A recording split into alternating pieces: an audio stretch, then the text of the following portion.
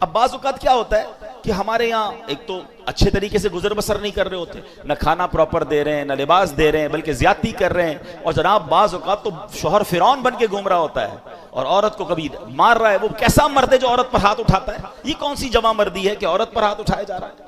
نہیں جناب، سرکار دو عالم علیہ الصلوۃ والسلام کی سیرت تو دیکھیں کہ نبی پاک کا اپنی ازواج کے ساتھ کیا خوبصورت تعلق تھا، کیا پیار اور محبت کا ماحول تھا۔ اپنے گھر والوں کے ساتھ حسن اخلاق کرنا یہ ہماری شریعت سکھاتی ہے۔ اور یاد رکھیے، جتنا محبت اور پیار کے حقدار ہمارے گھر والے ہیں وہ باہر والے نہیں ہیں۔ ہم باہر والوں کے ساتھ تو حسن سلوک بہت زیادہ کر رہے ہوتے ہیں اور گھر میں جا کر شیر ببر بن جاتے ہیں۔